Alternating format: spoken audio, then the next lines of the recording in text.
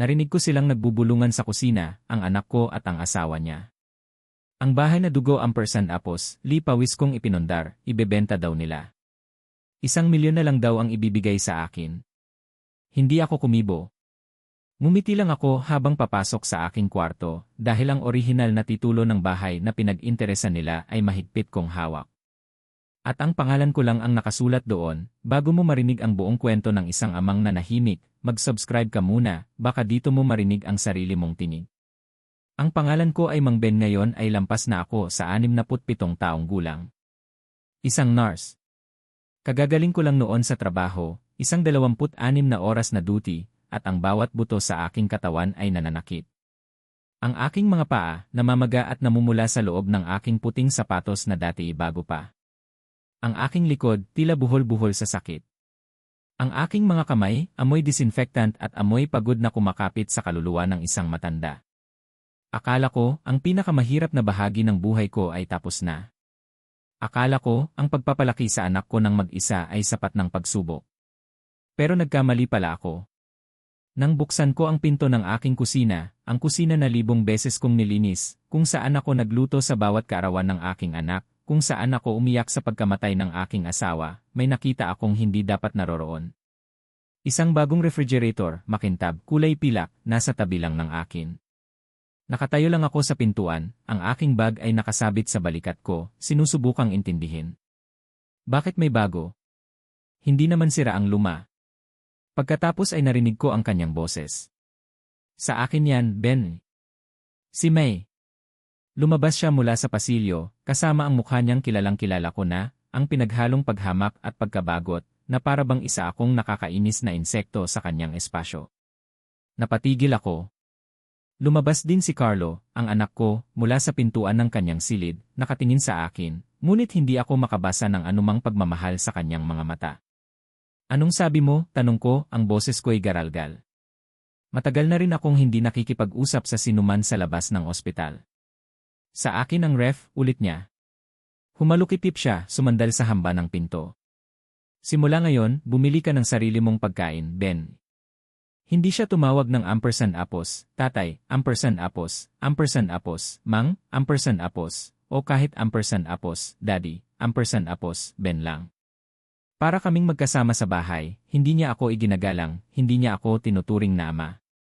Binuksan ko ang lumang refrigerator, ang ref ko. Nilingon ko ang loob. Lahat ng binili ko 3 araw na ang nakalipas, may dilaw na adhesive label na may pangalan niya, May, na nakasulat sa itim na marker. Ang keso, ang kamatis, ang yogurt, ang beans, ang manok, pati ang mantikilya. Ano ito? Bulong ko. Ang sinabi ko lang, akin ang pagkain na yan. Bumili ka ng sarili mo, nagkibit balikat siya. Hindi makatarungan na kailangan kong ibahagi ang binili ko gamit ang sarili kong pera. Pera niya. Si May ay hindi nagtatrabaho. Wala siyang trabaho kahit isang araw mula nang ikasal siya kay Carlo, 2 taon na ang nakakaraan. Si Carlo ang nagdadala raw ng pera, kahit na nitong huli, tila mula sa sarili kong ipon ang pera sa tuwing humihiram sila para sa gasolina, sa grocery, o para sa emerhensya.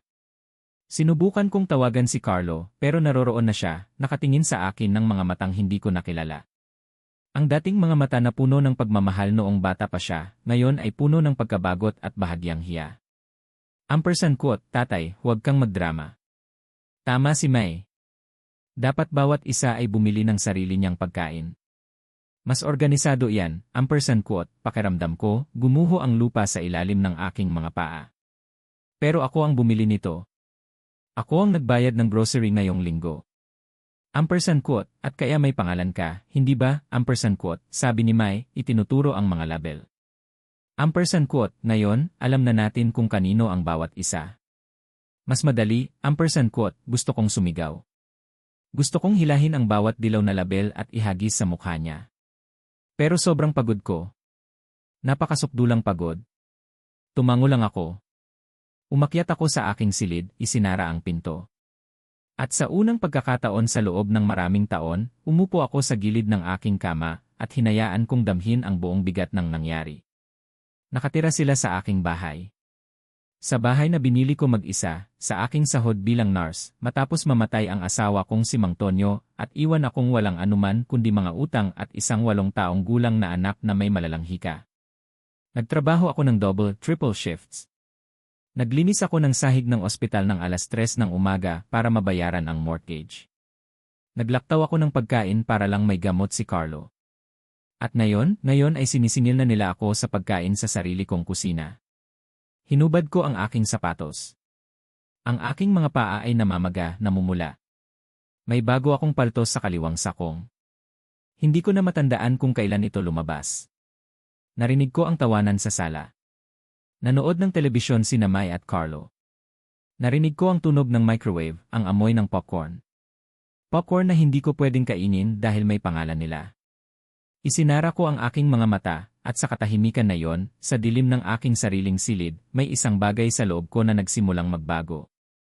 Hindi ko pa ito alam noon. Ngunit ang gabing iyon, pagod at pinahiya, ay ang huling gabi na hinayaan kong tratuhin nila ako bilang isang estranghero sa sarili kong tahanan. Dahil minsan, ang katahimikan ay hindi pagsuko, minsan ito ay ang katahimikan bago ang bagyo. Ang mga sumunod na araw ay parang paglangoy sa malalim na tubig. Bumalik ako sa ospital, 12 oras na duty, at 12 oras na impyerno. Isang batang may matinding paso. Isang matanda na namatay habang hawak ko ang kanyang kamay, wala siyang pamilya. Pag-uwi, isang tasa lang ng mainit na tsaa at katahimikan ang gusto ko. Pagpasok ko sa banyo, naroon na naman ang mga label. Dilaw. Sa shampoo, sa sabon, sa toothpaste, pati sa tissue paper. May. Napatayo lang ako, nakatingin sa sarili kong toothbrush, ang tanging bagay na walang label, na para bang ito na lang ang natitira sa akin sa mundo. Lumabas ako ng banyo, dumiretso sa kusina. Ang mga kawali may label. Ang mga kaldero may label. Ang mga baso, ang mga plato. Binuksan ko ang drawer ng mga kubyertos. Pati ang mga tinidor. Ang mga tinidor. May hinahanap ka ba? Ang boses ni Mai ay nasa likod ko, nagulat ako. Hindi ko siya narinig na dumating. Mai, sobra na ito, sabi ko. Tumango siya, may ngiti na hindi umaabot sa kanyang mga mata. Ampersand quote, Ben, pinoprotektahan ko lang ang aking mga gamit. Alam mo naman. Minsan, nawawala ang mga gamit, nagkakagulo. Sa ganitong paraan, alam natin kung kanino ang bawat isa, ampersand quote, pero ako ang bumili ng mga kaldero na ito. Ako ang bumili ng mga plato na ito 20 taon na ang nakakaraan. Ampersand quote, ampersand quote, nagkibit balikat siya. Ampersand quote, kung gayon, lagyan mo rin ng pangalan mo. Nilagyan ko ang akin sa akin, ampersand quote, at ano nga ba ang binili mo, ampersand quote, ang mga salita ay lumabas ng mas matigas kaysa sa aking nilayon. Sumikip ang kanyang mga mata. Ampersand quote, ingatan mo ang tono mo, Ben, asawa ako ng anak mo. Karapat-dapat akong respetuhin, ampersand quote, respeto. Ang salitang iyon ay umalingaw sa aking ulo, habang siya ampersand apos, lay tumalikod at bumalik sa sala, kung saan nakabukas ang telebisyon ng malakas. Kinagabihan, nagluto si Mai. Ang amoy ay kumalat sa buong bahay. Kare-kare. Ang paborito kong kare-kare. Ang itinuro ko sa kanya kung paano lutuin noong bagong kasal pa lang sila.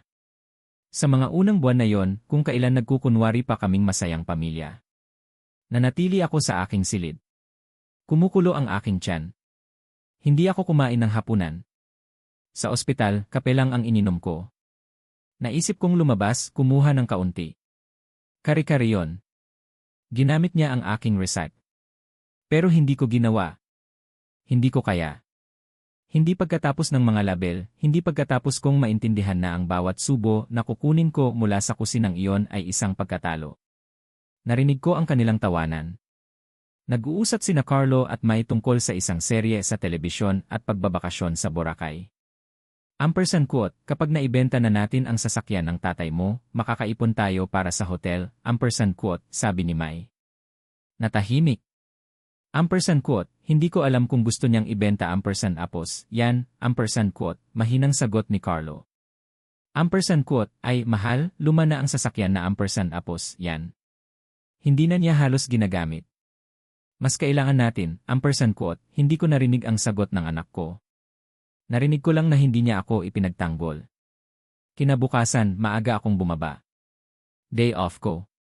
Kailangan kong kausapin si Carlo ng mag-isa nang wala si Mai. Ampersand quote, alam mo ba talaga? Dahil hindi naman halata, ampersand quote, huminga ako ng malalim. Ampersand quote, hindi kayo nagbabayad ng renta, hindi kayo nagbabayad ng serbisyo, hindi kayo nagbabayad ng buwis sa lupa, wala. At ngayon, pati sabon ko, hindi ko na magamit, ampersand quote, pinunasan niya ang kanyang mukha. Ampersand quote, nanay, asawa ko si Mai. Kailangan ko siyang suportahan. Kung hindi mo gusto kung paano niya pinapamahalaan ang mga bagay, siguro dapat maghanap ka na lang ng sarili mong lugar, ampersand quote, tumigil ang mundo. Sarili kong lugar. Ampersand quote, hindi ko sinasabi sa masamang intensyon, pero bata pa kaming mag-asawa. Kailangan namin ng sarili naming espasyo, privacy. Hindi kami pwedeng laging iniisip kung naistorbo ka sa kung paano namin inaayos ang bahay, ampersand quote, ang bahay ko, Carlo. Ang bahay ko. Ampersand quote, alam kong bahay mo yan, legal, nanay. Hindi mo na kailangan ulitin, ampersand quote, ang kanyang tono ay nagiging irritable. Ampersand quote, pero dito rin ako nakatira, dito nakatira ang asawa ko. At sa totoo lang, minsan, pakiramdam ko tama si Mai. Napaka-antiquated mo. Hindi mo naiintindihan kung paano gumagana ang mga modernong pamilya, ampersand quote, tumayo ako, wala nang sinabi. Ano pa ang sasabihin ko? Umakyat ako sa aking silid, kumuha ng isang kahon mula sa aparador, isang kahon na hindi ko pa nabubuksan sa loob ng maraming taon. Sa loob nito ay may mga litrato. Si Carlo noong sanggol pa, si Carlo kasama ang nebulizer niya, ang malalaking mata niya na nakatingin sa akin nang may takot sa tuwing hindi siya makahinga. Si Carlo sa kanyang graduation sa high school, sa kanyang first Holy Communion, sa ospital pagkatapos ng operasyon na nagligtas sa kanyang buhay noong 11 taong gulang siya. Ang operasyon na nagkakahalaga ng ₱280,000 na binayaran ko sa pamamagitan ng pagbebenta ng aking sasakyan, paghiling ng pautang, pagtatrabaho sa 2 ospital ng sabay-sabay. Idinaan ko ang aking mga daliri sa mga litrato. At sa unang pagkakataon sa loob ng maraming taon, hindi ako nakaramdam ng pagmamahal. Nakaramdam ako ng isang bagay na mas malamig, mas delikado. Nakaramdam ako ng kalinawan. Dahil sinabi lang ng anak ko na maghanap ako ng ibang lugar na titirhan sa bahay na binili ko gamit ang perang kinita ko sa pag-aalaga ng may sakit habang siya ampersand apos, na payapang natutulog, alam na hindi kailanman pababayaan ng kanyang nanay. Ibinaba ko ang mga litrato. Kinagabihan, nagluto ulit si Mai. Ngayon, tamales naman. Ang amoy ay tila isang punyal sa aking kumukulong tiyan. Hindi ako lumabas ng aking silid. Nanatili ako roon sa dilim, nakikinig sa kanilang tawanan, at nagsimulang magplano. Dahil kung may itinuro sa akin ang 30 ampersand apos, 9 na taon bilang nurse, ito yon. Ang sakit ay hindi gumagaling sa pag-iwas. Gumagaling ito sa pagputol ng bulok. At sa bahay na yon, may nabubulok. Akala ko ang mga label na iyon ay ang pinakamasahol na maaaring mangyari, na hindi na nila ako kayang pahirapan pa. Napaka-inosente ko pala. 3 araw pagkatapos, umuwi ako mula sa isa pang duty sa ospital. Sa pagkakataong ito, 12 oras lang, pero 12 oras na tila impyerno. Isang batang may matinding paso. Isang matanda na namatay habang hawak ko ang kanyang kamay dahil wala siyang pamilya. Umiling ako. Nakaramdam ako ng pagkalunod. Bumalik ako sa bahay, gusto ko lang ng mainit na tsaa at katahimikan. Nagpasya akong maglinis, hindi dahil kailangan ng bahay, kundi dahil kailangan kong gawin ang isang bagay sa aking mga kamay. Isang bagay na magpaparamdam sa akin na may kontrol pa rin ako sa isang bahagi ng aking sariling buhay. Lumabas si Mai at Carlo. Ampersand quote, may titignan daw silang mga bagay para sa apartment, ampersand quote, sabi nila. Hindi na ako nagtanong kung anong apartment. Wala na akong tinatanong. Nagsimula ako sa sala, pagkatapos ay sa banyo. Pagkatapos ay tumigil ako sa tapat ng pinto ng silid ni Carlo. Ang kanyang silid, na naging kanya mula noong 8 taong gulang siya. Ang pininturahan ko ng bughaw dahil iyon ang paborito niyang kulay, ang pinuno namin ng mga poster ng football at pagkatapos ay mga banda ng rock. Pumasok ako. Hindi inayos ang kama, nakakalat ang mga damit sa sahig. Amoy ng matamis na pabango ni Mai. Wala na ang amoy ng anak ko, ang batang amoy sabon at lupa pagkatapos maglaro. Nagsimula akong magligpit. Tupiin ang mga damit. Inayos ang kama. Pinunasan ang mga muebles. At pagkatapos, nakita ko ang bahagyang nakabukas na drawer sa nightstand. Hindi ko talaga bubuksan iyon. Pero may sumilaw sa loob.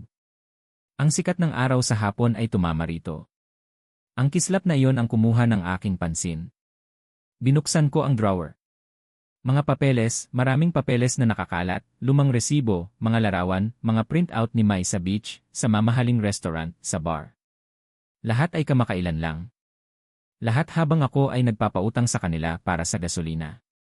Nagpatuloy ako sa paghahanap ng hindi alam kung ano ang eksaktong hinahanap ko. At pagkatapos nakita ko ito. Isang makapal na sobrang Manila na may pangalan ko na nakasulat sa itaas, sa sulat kamay ni Carlo. Ampersand quote, nanay, importanteng dokumento, ampersand quote, inilabas ko iyon nang nanginginig ang mga kamay. Sa loob ay naroon ang mga titulo ng bahay, ang mga dokumento na akin pang nakatago sa aking silid, sa aking archiver. Paano napunta yon doon? Sa ilalim ng mga titulo may isa pang dokumento. Isang promissory note. Notaryado. Petsa, 2 taon na ang nakakaraan. Pautang na 1,200,000 piso. May utang na si Carlo Renteria. May utang naman si Elena Ocho Renteria. Konsepto, paunang puhunan para sa negosyo ng pag-import ng piyesa. Naalala ko lahat. 2 taon na ang nakakaraan, dumating si Carlo na excited. May plano daw siya. Isang kaibigan ang nag-alok sa kanya ng negosyo. Mag-import daw ng piyesa ng sasakyan mula sa Amerika. Magiging milyonaryo daw siya. Kailangan lang niya ng 1,200,000 piso para makapagsimula. Mayroon ako ng perang iyon. Naipon ko iyon sa loob ng 10 taon. Para iyon sa aking pagreretiro para kapag hindi na ako makapagtrabaho. Pero anak ko siya. Ang tanging anak ko. Ampersand quote, babayaran kita sa loob ng 6 na buwan, nanay, may interes. Makikita mo, ampersand quote, pumirma kami sa harap ng notaryo dahil siya ang nagpumilit. Ampersand quote, para makita mo na seryoso ako, ampersand quote, sabi niya. Hindi kailanman gumana ang negosyo. Nawala ang kaibigan kasama ang bahagi ng pera. Hindi na muling binanggit ni Carlo ang pautang. At ako, hindi ko na kailanman tinanong. Dahil anak ko siya. At ang isang ina ay hindi na niningil ng ibinigay ng may pagmamahal. O ganoon ba? Nagpatuloy ako sa pagsusuri sa sobre. Mayroon pang ibang papeles. Mga bank statement. 6 na buwan na ang nakakaraan. Isang account na hindi ko kilala, nakapangalan kay Carlo, na may regular na deposito na 40% apos, 5,000 piso hanggang 50,000 piso. Saan nang gagaling ang perang iyon kung hindi naman daw siya nagtatrabaho? At sa ilalim ng lahat, isang nakatuping papel. Binuksan ko iyon. Isang printout ng mga mensahe sa WhatsApp sa pagitan ni Carlo at Mai. Ampersand quote, Mai, nakausap ko na ang sa real estate. Sabi niya, ang bahay na ito sa lugar na ito ay nagkakahalaga ng mga 8,500,000 piso. Ampersand quote, Carlo, malaki yan. Ampersand quote, kaya nga, mahal. Matanda na ang nanay mo, hindi na siya magtatagal. At kapag namatay siya, kanino niya iiwan ang bahay? Ampersand quote, sa akin. Ako lang ang anak, ampersand quote, tama. Pero bakit maghihintay pa? Kumbinsihin mo siyang ibenta. Sasabihin natin na para makalipat siya sa isang mas maliit, mas madaling alagaan na lugar. May iwan siya ng 2,200,000 piso. May iwan tayo ng 6,300,000 piso. At doon, magsisimula tayo ng tunay na buhay malayo rito. Ampersand quote, Carlo, hindi ko alam, magagalit siya. Ampersand quote, Mai. Lilipas din yon. Bukod pa rito, ano ang gagawin niya? Palayasin tayo. Anak ka niya. Hindi ka niya pababayaan sa lansangan. Bigyan natin siya ng ilang buwan ng ampersand apos, special treatment, ampersand apos, lambingin natin, at tapos na. Ampersand quote, Carlo, ampersand apos, special treatment, ampersand apos, hahaha, ampersand quote, Mai, makikita mo. Sa loob ng 2 buwan, nagmamakaawa na siya sa atin na tulungan siyang magbenta, ampersand quote, petsa ng mensahe. 3 buwan na ang nakakaraan. Ang mga label ay lumabas 2 linggo pagkatapos ng pag-uusap na yon. Ibinaba ko ang mga papeles. Umupo ako sa kama ni Carlo. Nagsimula akong manginig. Hindi sa takot, kundi sa galit. Ang bahay na binili ko sa aking sakit, sa aking mga night shift, sa aking mga sirang tuhod sa pagtayo ng 12 oras araw-araw. Ang bahay kung saan ko pinalaki ang aking anak ng mag-isa matapos mamatay ang kanyang ama. Ang anak na ngayon ay gustong ibenta yon para makasama ang kanyang asawa, malayo sa akin. Pinunasan ko ang mga luha na hindi ko alam na umaagos. At sa sandaling iyon, isang bagay sa loob ko ang tuluyan ng nabasag. Ngunit hindi gaya ng inaasahan nila. Hindi ako nabasag pababa. Nabasag ako pasulong. Dahil ibang bagay ang magpatawad. Ibang bagay ang magpakatanga. At sapat na akong naging tanga. Kinuha ko ang aking cellphone. Nag-google ako ng #, abogado espesyalista sa pagpapaalis Quezon City, #, lumabas ang ilang pangalan. Pumili ako ng isa. Attorney Ramon Santos. Magaganda ang review. Malapit ang opisina sa sentro. Idinyal ko. Isang sekretarya ang sumagot. Santos Law Office, magandang hapon, magandang hapon, sabi ko. Ang boses ko apos, la matatag. Nakakagulat na matatag. Kailangan ko ng agarang appointment. Gusto kong paalisin ang isang tao sa aking ari-arian, nangungupahan po ba, hindi. Anak ko, nagkaroon ng maikling katahimikan. Naintindihan ko. Kailan po kayo makakapunta, bukas po, kung maaari, hayaan niyo po akong tignan. Mayroon po kaming slot ng 11:00 ng umaga. Naroroon po ako, ibaba ko ang tawag. Narinig ko ang pangunahing pinto. Bumalik na sila. Kung ang kwentong ito ay tumatago sa inyong puso, mangyaring mag-subscribe sa channel, mag-like, at mag-iwan ng komento kung anong bahagi ng kwento ang pinakanakapukaw ng inyong damdamin. Ipagpatuloy natin ang paglalakbay ni Mang Ben at saksihan ang kanyang pagbangon. Ang mga sumunod na araw ay tila pelikula. Kumilos ako ng normal, masyadong normal. Bumati ako sa umaga, inihanda ang aking almusal nang hindi nagrereklamo sa mga label. Lumabas ako para magtrabaho, umuwi, at ikinulong ang sarili sa aking silid. Naranasan ko ang pagkalunod. Pero sa loob ng aking isip, isang gyera ang nagaganap.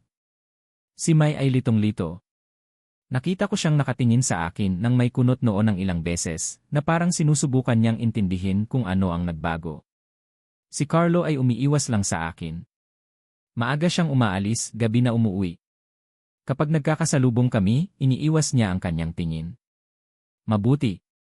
Hayaan silang isipin na sumuko na ako. Hayaan silang isipin na tinanggap ko na ang aking kapalaran bilang isang matandang pabigat, na malapit na akong umalis ng tahimik patungo sa isang tirahan. Pero sa gabi, habang sila ay natutulog, ako ay nagtatrabaho. Nagmamasid. Nakikinig. Nag-imbestiga.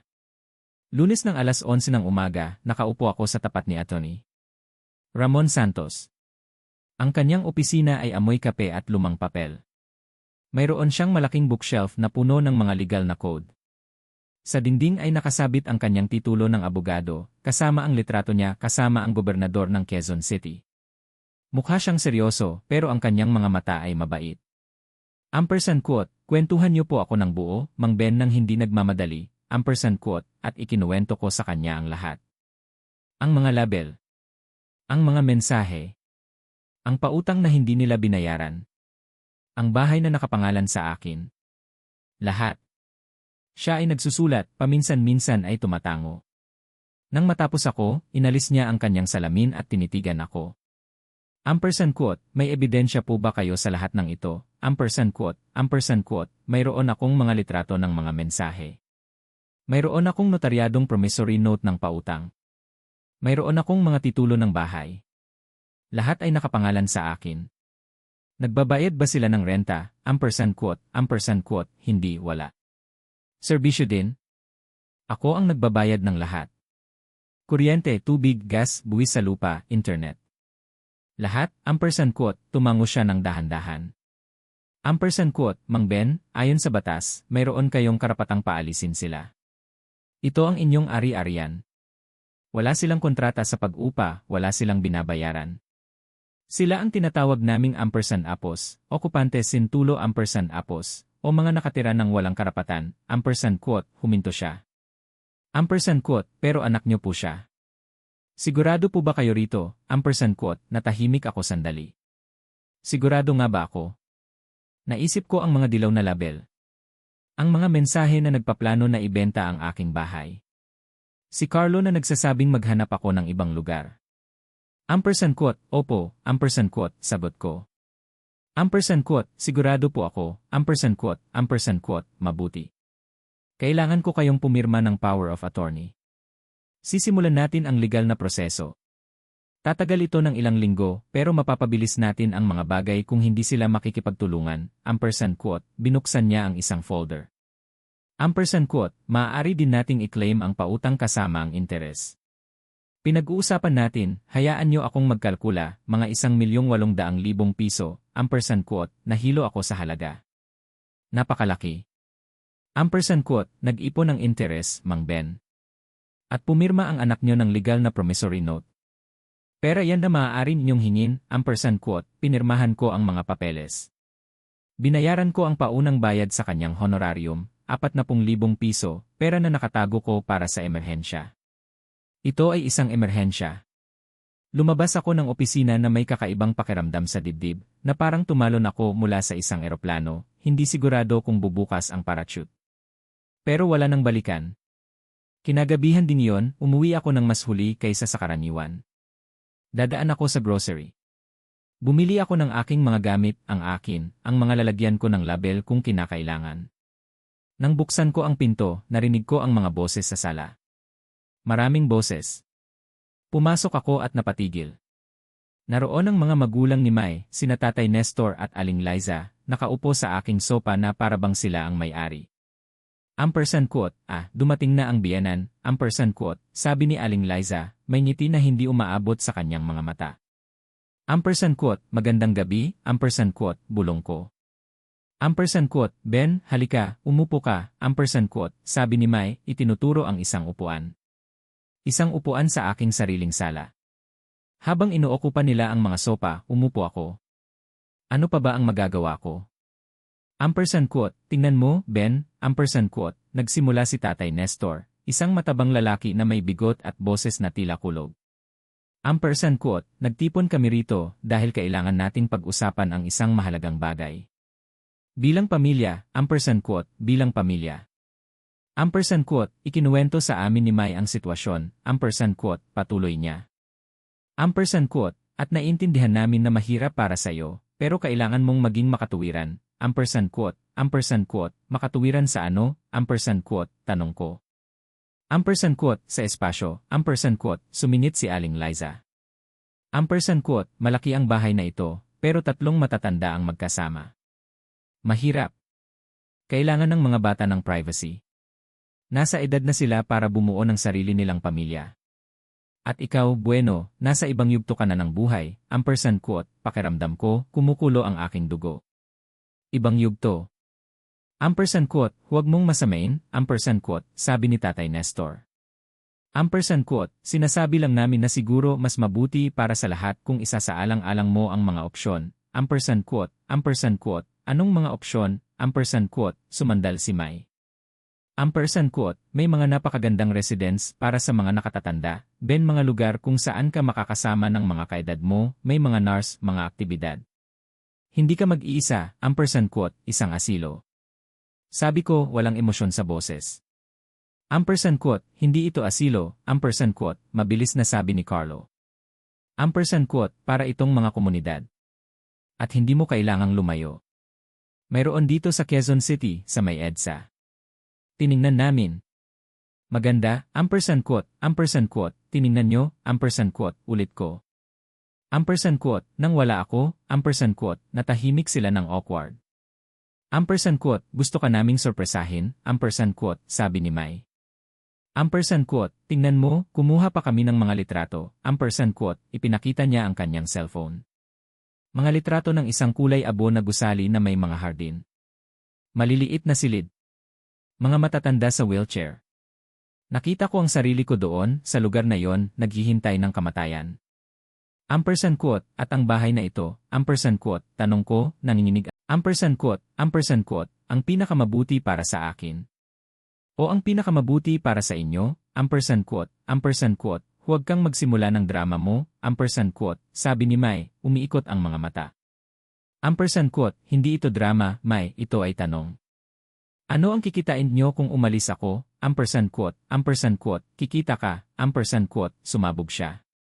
Ampersand quote, kikita ka ng kapayapaan. Kikita ka ng pag-aalaga. Kikita ka ng hindi na kailangan pang linisin ang malaking bahay na ito, ampersand quote, ang bahay na binili ko, ampersand quote, ay lagi na lang ganyan. Bahay ko, ampersand quote, tumayo din si Mai. Ampersand quote, bahay mo iyan, pero dyan din nakatira ang anak mo. O ano? Palalayasin mo siya, ampersand quote, Mai, kumalma ka, ampersand quote, sabi ni Tatay Nestor. Ampersand quote, hindi ako kumakalma. Sawang-sawa na ako sa sitwasyong ito, ampersand quote, humarap siya sa akin. Ampersand quote, mula nang dumating ako sa bahay na ito, sinubukan kong makisama sa iyo, pero ikaw, marunong ka lang maging biktima. Lahat ng bagay, dapat sa iyo ang masusunod. Hindi. Ben, hindi ka na lang ang nakatira dito. At kung hindi mo iyan matanggap kung gayon, siguro dapat maghanap ka na nga ng ibang lugar, ampersand quote, ang katahimikan na sumunod ay napakakapal. Tumingin ako kay Carlo. Ampersand quote, pareho ba ang iniisip mo, ampersand quote, pinunasan niya ang kanyang mukha. Ampersand quote, nanay, sa tingin ko, tama si Mai. Hindi mo na pwedeng kontrolin ang lahat. Binili mo ang bahay na ito, pero ito rin ang aming tahanan. At kung gusto kong tumira dito kasama ang asawa ko, desisyon ko iyan, ampersand quote, desisyon mo. Pakiramdam ko, may nabasag sa aking dibdib. Ampersand quote, at ako, ano ako? Isang balakid, ampersand quote, walang nagsabi niyan, ampersand quote, sumingit si Aling Liza. Ampersand quote, hindi na kailangan sabihin, ampersand quote, bulong ko. Tumalikod ako at umakyat sa hagdan. Sa likod ko, narinig ko si Mai. Ampersand quote, ay nagalit na. Bukas, lilipas din yan, ampersand quote, at tawanan. Banayad na tawanan. Na parang walang anuman ang nangyari. Pumasok ako sa aking silid. Niyakap ko ang aking unan. At sa pagkakataong ito, umiyak ako.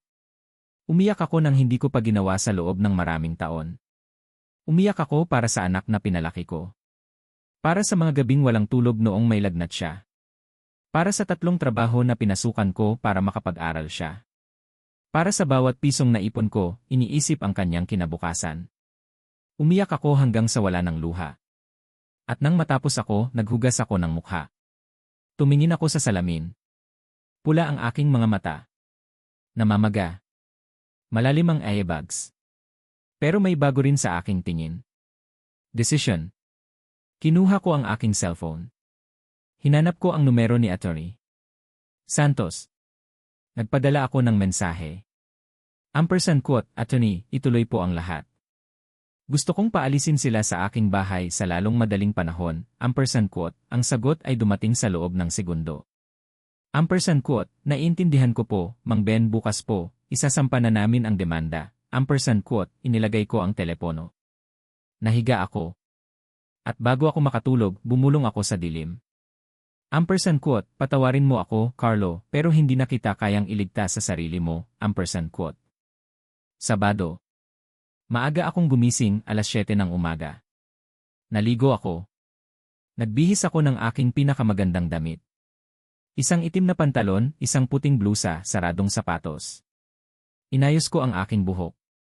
Naglagay ako ng kaunting lipstick. Tumingin ako sa salamin. Nakita ko ang isang kakaibang babae. Hindi ang pagod na nurse. Hindi ang ininsultong ina. Ako si Elena Ocho Renteria. May-ari ng bahay na ito. Babaeng nagpalaki ng anak ng mag-isa. Babaeng nagligtas ng mga buhay. Babaeng hindi napapayag na tapakan pa. Bumaba ako sa kusina. Nagtimpla ako ng kape.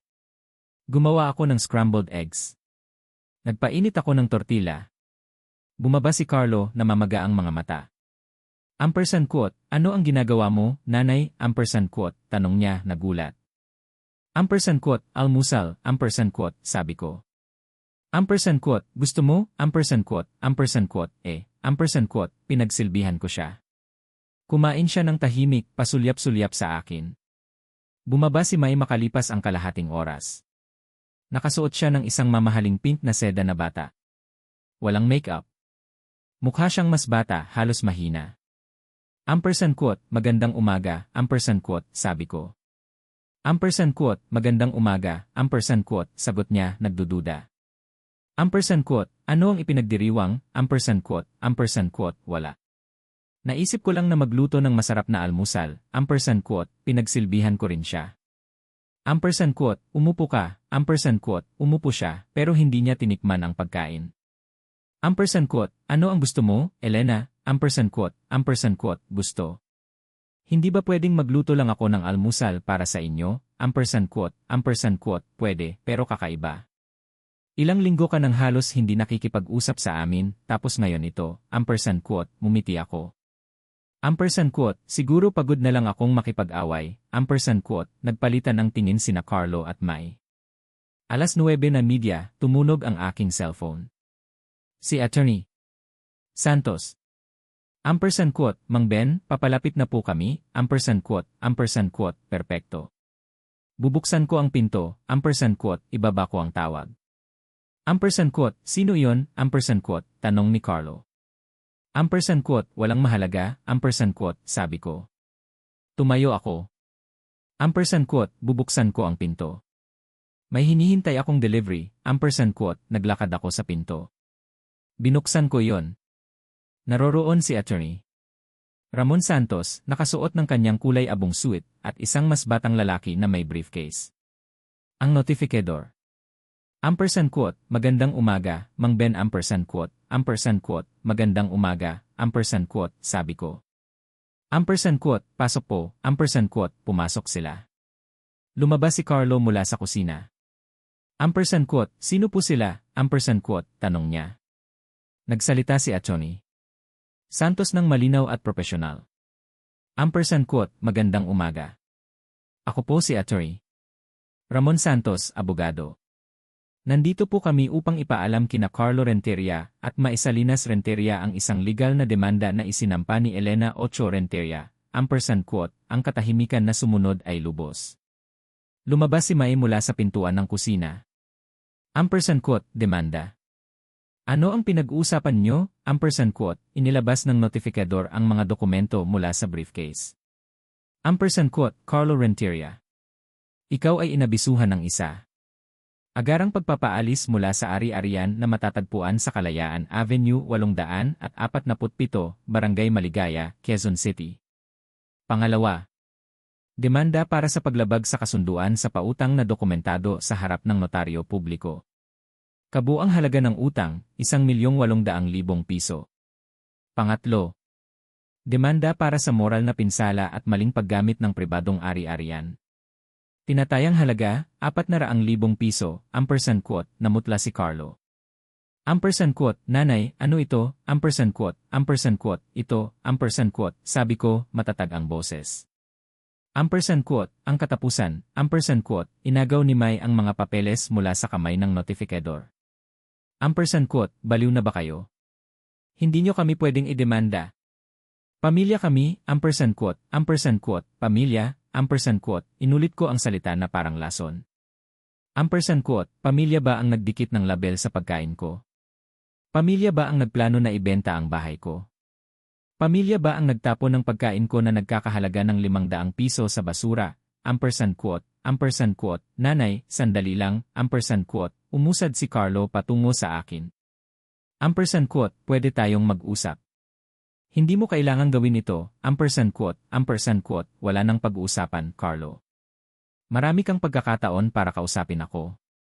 Marami kang pagkakataon para ituring ako bilang nanay mo, pero pinili mong ituring ako na parang basura, ampersand quote, hindi totoo, ampersand quote, mahal mo ako, ampersand quote. Ang tawa na lumabas sa akin ay mapait. Ampersand quote, mahal mo ako ng husto kaya sinabi mo sa asawa mo na kumbinsihin ako na ibenta ang bahay ko. Mahal mo ako ng husto kaya sinabi mo sa akin na maghanap ng ibang lugar na titirhan. Mahal mo ako ng husto kaya sumigaw ka na hindi mo naman hininging ipanganak ka, ampersand quote, natahimik siya. Nagpatuloy si Attorney Santos. Ang bawat label na tinatanggal ko ay isang piraso ng dignidad na nababawi ko.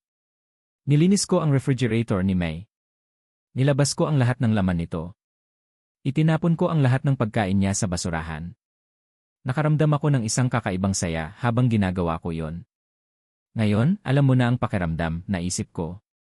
Kinagabihan, natulog ako na nakakandado ang pinto. Linggo. Makulimlim. Gray. Maaga akong gumising. Nagtimpla ako ng kape. Umupo ako sa kusina. Naghihintay. Alam kong babalik sila. At tama ako. 10:00 ng umaga, narinig ko ang sasakyan. Mga boses.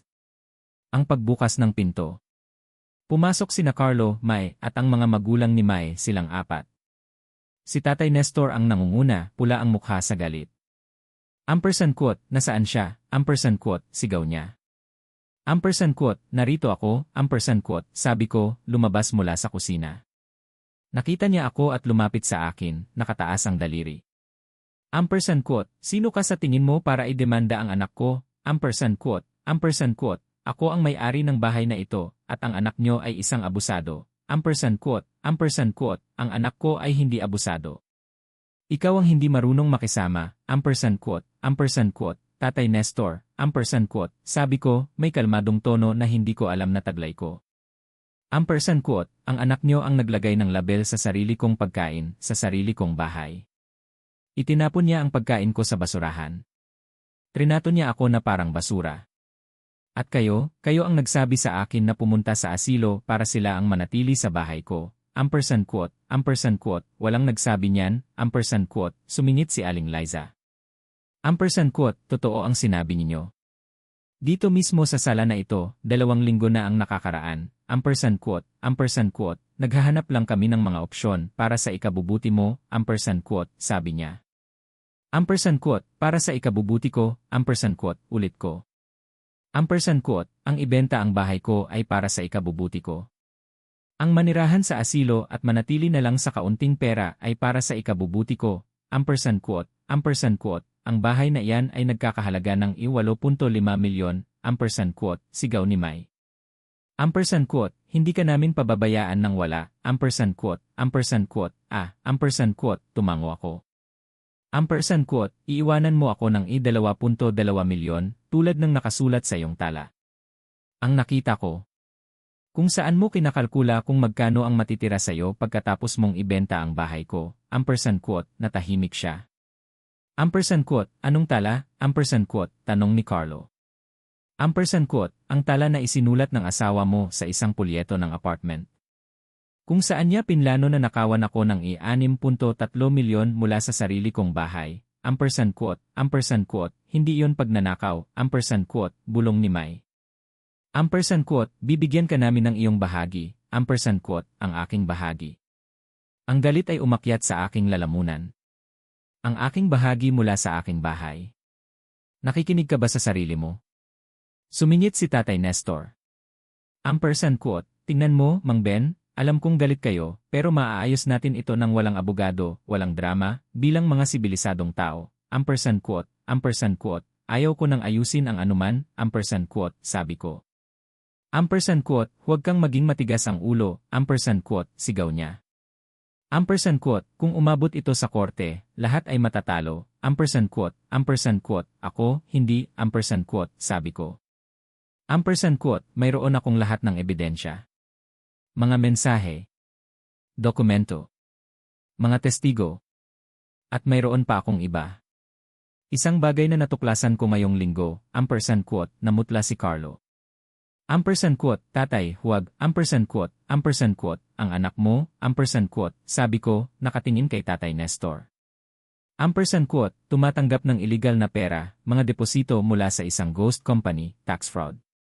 Kung malaman ito ng Niere, makukulong siya, ampersand quote, ang katahimikan ay lubos.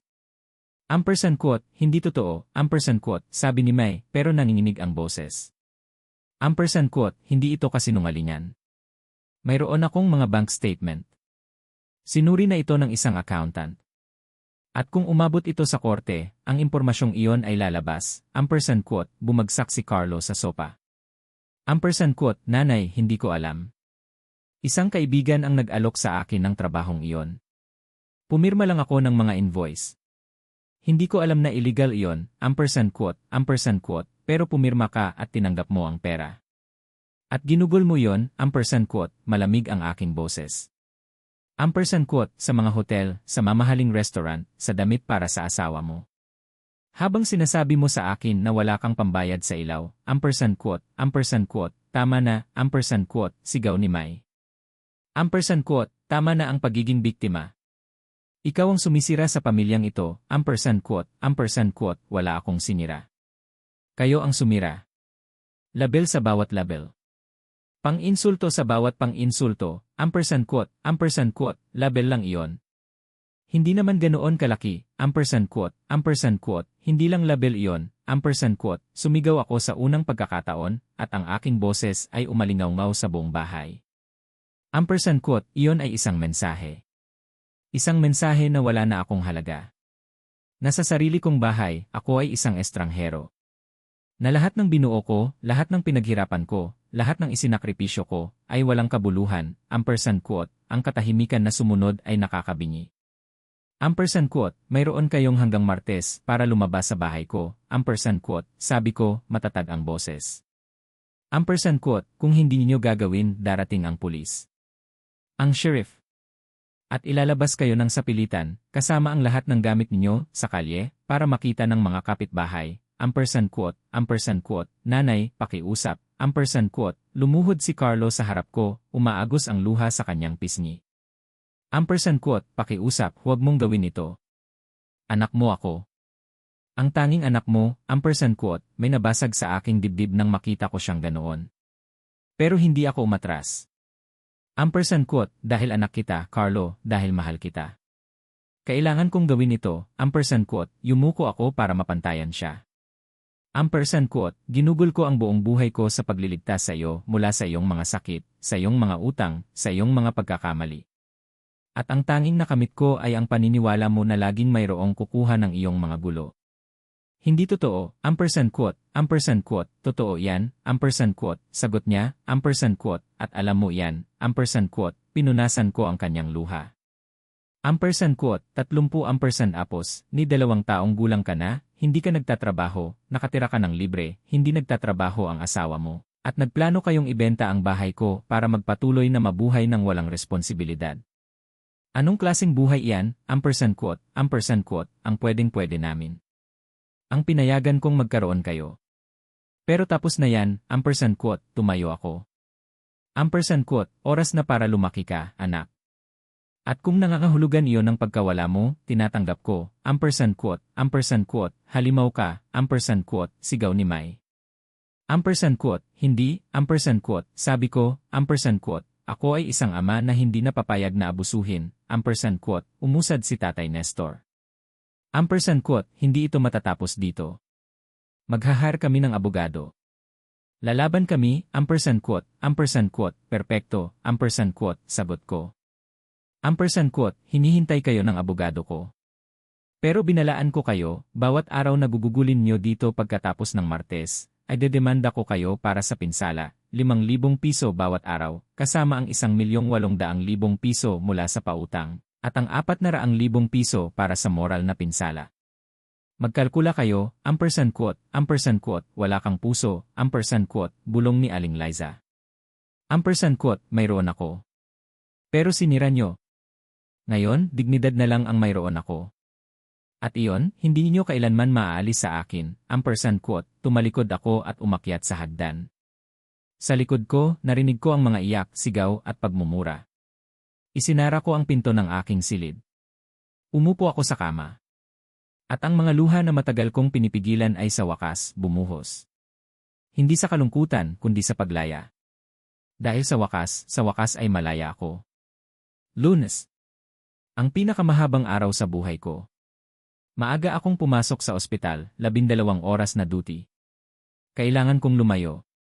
Kailangan ko ng sariwang hangin. Napansin ng mga kasamahan ko na may mali. Dinala ako ni Rose sa cafeteria sa oras ng pahinga. Ampersand quote, Ben, mukha kang pagod na pagod. Ano ang nangyari? Ampersand quote, ginawa ko ang sinabi mo. Idinemanda ko sila, at sa kaibuturan ng iyong puso, alam mo iyan.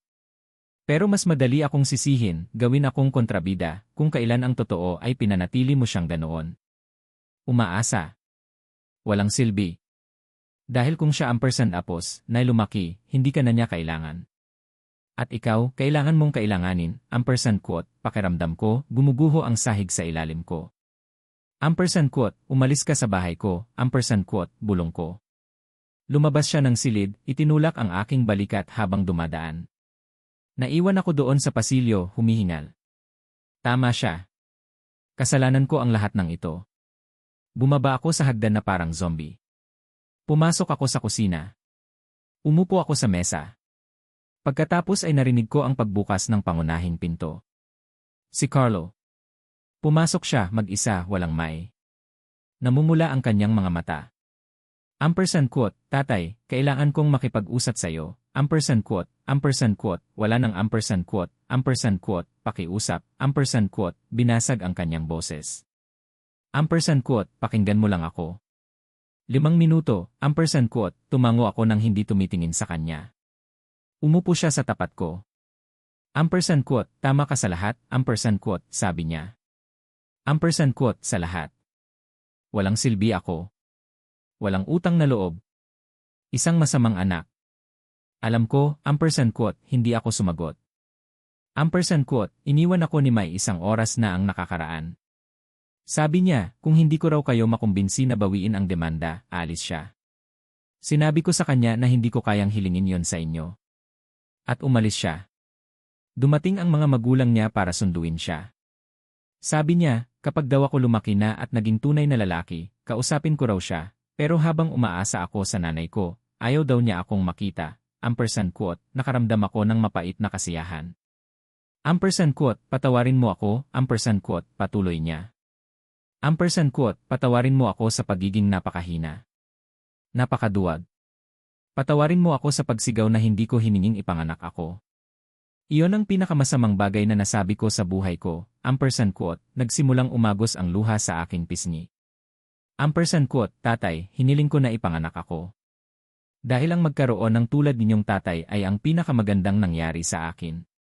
At ako ang sumira sa lahat, ampersand quote, Carlo, huwag, ampersand quote, hayaan mo akong tapusin, ampersand quote, huminga siya ng malalim. Ampersand quote, ang pera na yon mula sa mga invoice, alam ko na mali yon. Hindi sa simula pero pagkatapos. At nagpatuloy ako sa paggawa niyon dahil madali. Dahil mabilis ang pera. At dahil gusto ni Mai ng mga bagay. At ako, gusto kong makita niya ako bilang isang matagumpay, ampersand quote, anak, ibabalik ko ang pera. Hindi ko alam kung paano pero gagawin ko. At aalis ako sa bahay mo. Hindi dahil sa pinipilit niyo, kundi dahil iyon ang tama. Dahil kailangan kong matuto na tumayo sa sarili ko, ampersand quote, tinitigan niya ako sa mata. Ampersand quote, pero, papayagan niyo ba akong manatili ng 1 linggo? 1 linggo lang. Para maghanap ng trabaho. Para maghanap ng silid. At pagkatapos, aalis ako, ampersand quote, gusto kong sabihin na hindi. Nahuli na. Natapos na ang lahat. Pero anak ko siya. At sa kabila ng lahat, anak ko pa rin siya. Ampersand quote, 1 linggo, ampersand quote, sabi ko. Ampersand quote, pero sa ilalim ng aking mga patakaran. Ano man ang mga ito. Walang alak. Maghahanap ka ng trabaho araw-araw. Babayaran mo ako ng kaunti para sa silid, kahit 1,000 piso. At pupunta ka sa therapy, ampersand quote, therapy. Ampersand quote. Dahil tama si Mai sa isang bagay. Mayroon tayong kailangan ayusin, ikaw at ako. At hindi natin yan magagawa ng mag-isa, ampersand quote, natahimik siya sandali. Ampersand quote, sigpo. Gagawin ko, ampersand quote, at tungkol sa pautang, ampersand quote, sabi ko. Kinuha ko ang aking cellphone. Tinawagan ko si Attorney Santos. Ampersand quote, Attorney, si Ben po ito. Gusto kong i-freeze nyo ang demanda sa pautang. Huwag bawiin. I-pause nyo lang para tingnan kung ano ang mangyayari, ampersand quote, sigurado po kayo, opo, naiintindihan ko po, At ang pagpapaalis, tumingin ako kay Carlo. I-pause din isang linggo, kung ano po ang inyong utos, ibaba ko ang tawag. Tinitigan ako ni Carlo, puno ng luha ang mga mata. Salamat, tatay, patunayan mo, tumango siya. Tumayo siya para umalis pero tumigil sa pintuan. Tatay, bakit? Bakit, pagkatapos ng lahat ng ginawa ko sa inyo, patuloy pa rin kayong nagbibigay ng pagkakataon? Tinitigan ko siya. At sa unang pagkakataon sa loob ng maraming araw, nakaramdam ako ng init sa aking dibdib. Dahil yan ang ginagawa ng mga ama, anak. Hindi dahil madali. Hindi dahil makatarungan. Kundi dahil ang pagmamahal, ang tunay na pagmamahal ay hindi sumusuko. Pero hindi rin ito nagpapapakasarili. At iyan ang pagkakaiba na kailangan mong matutunan, nandoon lang siya sa pintuan. At sa unang pagkakataon sa loob ng maraming taon, nakita ko sa kanyang mga mata ang isang bagay na nawala. Nakita ko ang batang kilala ko. Ang batang yumayakap sa akin kapag natatakot. Ang batang nangakong aalagaan ako kapag lumaki na siya. Nandoon pa rin ang batang iyon, nakabaon sa ilalim ng mga patong ng pagkakamali at kasinungalingan. Pero nandoon siya. At sa unang pagkakataon, nagkaroon ako ng pag-asa. Hindi na maaayos ang lahat ng magdamag. Kundi, siguro hindi pa huli ang lahat. Bahagi siyam, ang landas ng pagbabago, mga hakbang patungo sa pagiging tao. Ang sumunod na 3 araw ay kakaiba. Tinupad ni Carlo ang kanyang salita. Maaga siyang gumising. Nagprint siya ng mga resume. Lumabas siya para maghanap ng trabaho. Pinagmamasdan ko siya mula sa malayo. At dahan-dahan, napakabagal, nagsimula kaming mag-usap. Hindi tungkol sa mga label. Hindi tungkol kay Mai. Hindi tungkol sa nakaraan. Nag-uusap lang kami, tulad ng dati naming ginagawa maraming taon na ang nakakaraan. Dumating si Huwebes na may magandang balita. Tatay, nakakuha ako ng trabaho sa isang hardware store. Hindi ito malaki, pero ito ay isang simula. Nakaramdam ako ng pagmamalaki. Tunay na pagmamalaki. Napakabuti, anak. Kinagabihan, nagluto kami ng magkasama. Gumawa ako ng kanin. Inihanda niya ang manok, tulad ng dati niyang ginagawa noong teenager siya, at tinutulungan ako sa kusina. At habang kami ay kumakain, sinabi niya sa akin ang isang bagay na nagbasag ng aking puso. Tatay, nakahanap ako ng silid sa District of Santa Mesa. Maliit lang, pero kasya sa aking sweldo. Kailan ka lilipat? Tanong ko. Sa Lunes. Ibig sabihin, kung gusto ninyo akong umalis, tinitigan ko siya. Gusto mo bang umalis? Sa tingin ko. Sa tingin ko, kailangan ko. Dahil kung mananatili ako, babalik lang ako sa dati. Kailangan kong matuto na mabuhay ng mag-isa. Magbayad ng sarili kong gastos. Maging responsable, tumango ako kahit may nabasag sa loob ko. Sige. Maaari mo akong bisitahin tuwing linggo palagi. Bahay mo pa rin ito, pero ngayon, sa ibang paraan, mumiti siya. Isang malungkot na ngiti pero totoo. Salamat, tatay, at sa sandaling iyon, alam ko na tama ang ginawa ko. Na ang pagpapaalam sa kanya na bumagsak ay ang tanging paraan para matuto siyang lumipad. Kinabukasan, linggo, nagising ako na may maliwanag na sikat ng araw. Maaga ring bumangon si Carlo. Narinig ko siya sa kusina, nagtitimpla ng kape. Bumaba ako. Nandoon siya, nakatingin sa labas ng bintana. Magandang umaga, sabi ko. Humarap siya. May hawak siyang isang sobre. Magandang umaga, tatay. Kailangan kong ibigay ito sa inyo, ibinigay niya sa akin ang sobre. Binuksan ko yon. Sa loob ay may pera. Mga bill na 100 at 200. Mabilis kong binilang. 8,000 piso. Ano ito? Tanong ko. Ito ang utang ko sa inyo ngayong linggo. 1,000 para sa renta, at 7,000 bilang unang bayad sa aking utang, ampersand quote, Carlo, hindi mo kailangan ampersand quote, kailangan. Ano ang masasabi ninyo sa naging desisyon ni Mang Ben? Mayroon ba kayong gagawing naiiba kung kayo ang nasa kanyang kalagayan? Ibahagi ninyo ang inyong mga saloobin sa comment section, binabasa ko ang bawat isa sa mga ito. Kung ang kwentong ito ay nagbigay sa inyo ng aral o nagparamdam ng kahit ano, huwag kalimutang mag-iwan ng isang like, ibahagi ito sa taong alam ninyong maaantig din, at mag-subscribe sa channel ng Tahimik na Ama upang hindi makaligtaan ang mga susunod pang misteryo. Hanggang sa muli sa susunod na kwento, at sino ang nakakaalam, sa susunod na pagkakataon baka ikaw na ang maging bida.